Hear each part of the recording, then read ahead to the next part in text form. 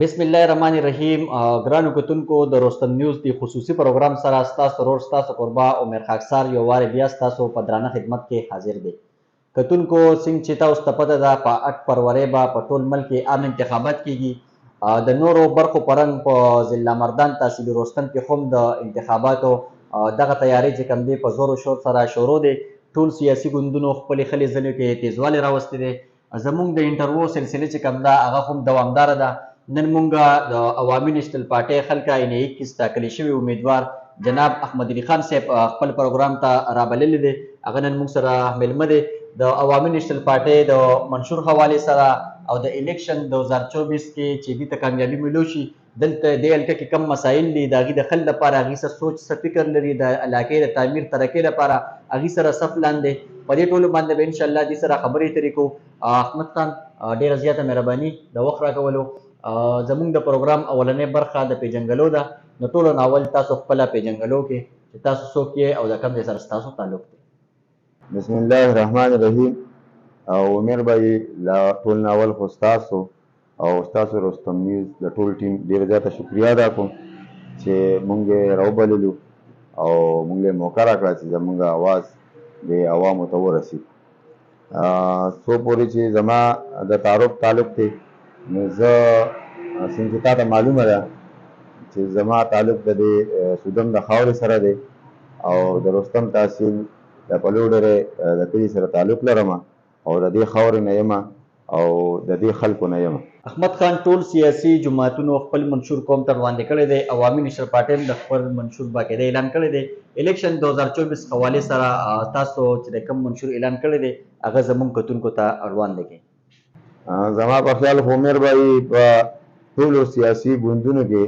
واحد عوامي نېشنل پارټي ده چې هغې په جمهوریت باندې یقین لري او په منشور باندې یقین لري او هغه یو ثابته خبره ده چې په 2008 کې عوامي نېشنل پارټۍ کم منشور پیش کړو نو هغه د 2008 نه راوالی 2013 پورې خو زه دا ووایم چې په 100% نه تقریبا 95% عوامي نېشنل پارټي په منشور باندې تللې وه. پاتې شوه د روان انتخاباتو خبره او د هغې دپاره د منشور خبره. نو عوامي نېشنل پارټۍ د نن نه 3 میاشتې مخکې خپل منشور پیش کړی دی. د هغې کې لومړۍ خبره دا ده چې تعلیم چونکې ډېر یو ضروري څیز دی یو بنیادي یو اهم ضرورت دی او د هر وګړي هغه یو فنډامنټل رایټ دی. عوامي نېشنل پارټۍ منشور کې دا خبره ده چې د ادنان واده تر 14 جماعته پورې به د ټولو عوامو تعلیم کو پای کې زنانه راځي کو پای کې نارینه راځي تعلیم به فری او بیا د هغې سره کوم چې زمونږ خویندې زمونږ لوڼه هغې سکولونو ته ځي کالجونو ته ځي یونیورسټو ته ځي نو هغې ته به د پاکټ مني په شکل کې 15,000 روپۍ میاشت هم مونږ ورکوو انشاءالله. او د هغې سره سره عوامي نېشنل پارټي څنګه چې مخکې په صحت باندې کم کار کړو نو هغه شان صحت به هم هسپتالونه به ډیولپ کوو. دا شان ډاکټرانو مسلې دي د دوایانو مسلې دي د هغې سره سره کوم چې د عوامي نېشنل پارټۍ باچا خان روزګار سکیم دی د هغې د لاندې به د 8 لکو نه والې تر 15 لکو روپو پورې به هر ځوان ته بغیر سوده قرضه میلاویږي چې هغه ځان خپل روزګار وکړي او خپل ژوند پرې وکړي. دغه شان د تعلیم په مد کې کو عوامي نېشنل پارټۍ ډېرې کمې یونیورسټۍ جوړې کړي دي یا کالجونه یې جوړې کړي دي نو انشاءالله موږ را روان هم دا زموږ منشور دی چې موږ دا یونیورسټۍ کو نه نو کم از کم چې کیمپس یې د تحصیل په سطح باندې جوړې کړو. د 2008 نه والې تر 2013 پورې تاسو 15 کاله په صوبه خیبر پښتونخوا کې حکومت کړی دی. تاسو د دې صوبې دپاره د پښتنو دپاره څه څه کړي دي چې د هغې په بنیاد باندې اوس تاسو یو ځل بیا د ټولو پښتنو نه ووټ غواړئ؟ نو عمر بھائی هغه خو به زه ستا په علم کې اضافه وکړم چې زمونږ حکومت د نورو پارټو په شان نه و لکه ځان له حکومت خو نه و او په مرکز کې موږ د پیپل پارټۍ سره هم اتحاد او دلته په صوبه کې زمونږ اتحاد و. زه به دا وایم چې نیمګړی حکومت پښتنو په موږ باندې اعتماد کړی زموږ د پارټۍ باندې زموږ په مشرانو باندې خو د هغې باوجود عوامي نېشنل پارټۍ چې د تعلیم زه بس د تعلیم په مد کې ووایم نو په ټول د پاکستان په ټول تاریخ کې د 2008 پورې 9 یونیورسټۍ جوړې شوې وې او عوامي نیشنل پارټۍ د حیدر خان په مشرۍ کې او د بابک صاحب چې زموږ وزیر تعلیم و د هغې په مشرۍ کې بیا په 15 کاله کې 9 یونیورسټۍ جوړې کړې. دغه شان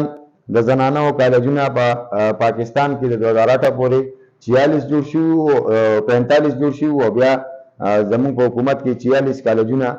د زنانو جوړ شول. دغه شان 15 کالجونه د نارینه‌وو جوړ شول. 2,500 سکولونه چې په هغې کې پرایمري او میډل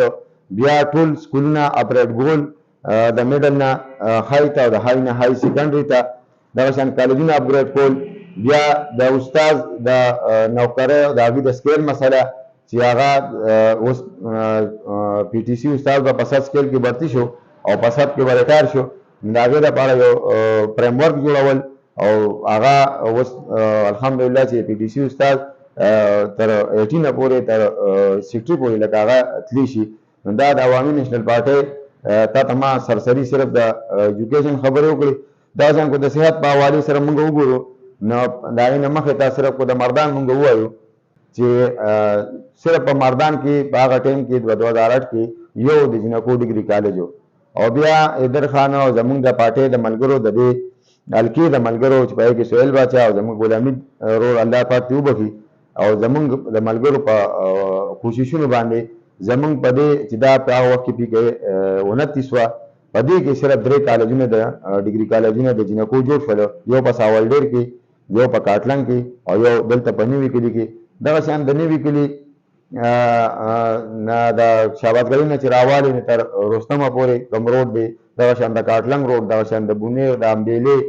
او که زه تا ته وشمارم نو زما په خیال چې دا ټول ټیم به د عوامي نیشنل پارټۍ په کارکردګۍ باندې زه واخلم او الحمدلله مونږ عوامو ته ښه په اوچتو سترګو تللی شو. زموږ مشران هم زموږ کشران چې مونږ په هغې کې عوامو له ریلیف ورکړی دی او انشاءالله زموږ مخکې دا پروګرام دی چې کوو به انشاءالله. احمد خان 21 کې ډېر زیات مسایل دي ستاسو تعلق هم د دې حلقې سره دی. تاسو به د دغې ټولو مسایلو نه خبر یې اکه مسایل کم کم دي او د هغې د حل لپاره به تاسو څه کوئ؟ نو امیر بھائی زه خو به خبره کومه د ټولې حلقې ځکه چې زه به نماینده یم انشاءالله د 21 بلکې زه به خبره د ټولو پښتنو کومه ځکه چې موږ د کام خبره کوو موږ د پښتون کام خبره کوو موږ د پښتنو خبره کوو او موږ د پښتنو د پرمختګ خبره کوو او د هغې د روښانه سباوون خبره کوو او موږ د پښتون د حقوقو خبره کوو او هغه حقوق د مرکز نه ګټل دي او د هغې لپاره د اکثریت ضرورت دی او انشاءالله دا پېړۍ به د عوامي نیشنل پارټۍ اکثریت راځي او موږ به د مرکز نه چې د پښتنو کومې ګټې دي هغه به موږ راوړو او به انشاءالله په دې عوامو باندې لګو تر څو پورې د مسایلو خبرې دي نو هغه خو په پاکستان کې زما په خیال چې ډېرې زیاتې دي زما په حلقه کې هم شته دی خو زموږ په رستم کې چې کومه دې وخت کې ډېره مین مسله ده چې هغه زما په خیال په پاکستان کې به داسې تحصیل نه وي چې مین تحصیل کې به د هغې ګیس نه ځکه چې رستم تحصیل دی او زموږ په مین تحصیل کې لا تر اوسه پورې ګیس نشته دی نو انشاءالله زما به دا پوره کوشش او زه به له خپلو مشرانو هم ډیمانډ کوم او زه به اسمبلی کې هم دا ډیمانډ کوم چې ربایي مونږ له ګیس راکړي د رستم د عوامو دپاره. بیا د هغې سره تعلیم کو مونږ وګورو نو تعلیم کې هم ډېرې زیاتې مسلې دي چېرته د بلډینګونو مسلې دي چېرته د سټاف مسلې دي او چېرته د ایجوکیشن هغې کې هم ډېرې زیاتې مسلې دي نو په هغه حواله به انشاءالله مونږ خپل بھرپور کوشش کوو او بله د ټولو نه غټه مسله چې ده نو هغه مونږ ته د بجلی ده ځکه چې په زما په خیال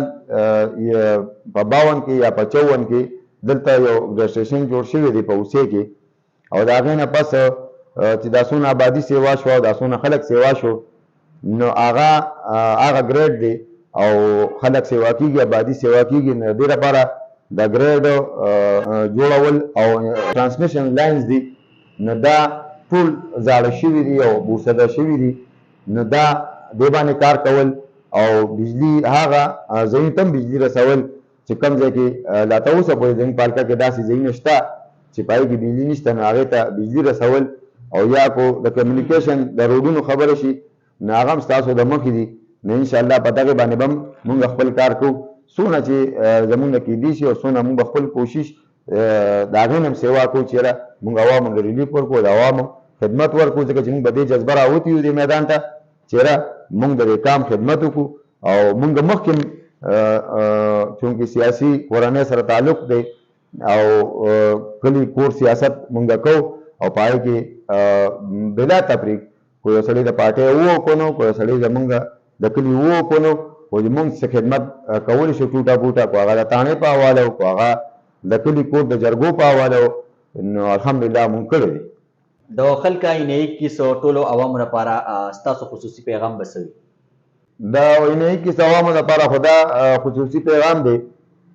چې اینه 21 ته چې کوم کینډیډیټ راغلي دي نو د هغې خلاول شناختي کارډ او ډومیسایل هغه د اینه 21 نه دی زما په خیال هغې خو د دې ځای د مردان دي نو د اینه 21 عوامو له پکار دي چې هغه سړی کامیاب کړي چې کوم د دې د علاقې سره تعلق ساتي او زیاتره چې کوم د دې د کلاس سره تعلق ساتي ځکه چې دا کم خلک راغلي دا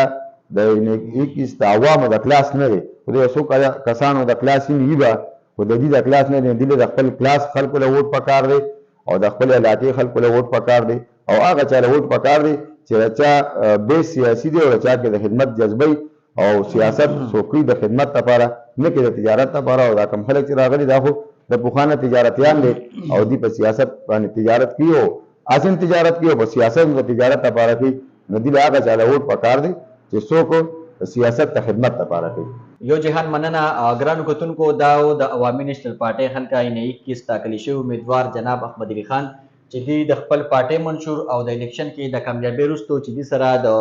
خلکه اینه 21 د خوشحالۍ د ترقۍ د سوکالۍ لپاره کم سوچ فکر دی هغه هم ستاسو وړاندې کېښودو انشاءالله موږ به د خپلو انټرویو دغه سلسله دوامداره لرو تر بل پروګرام پورې خپل قربا عمر خاکسار له ورکړي اجازت د لوی الله په امان.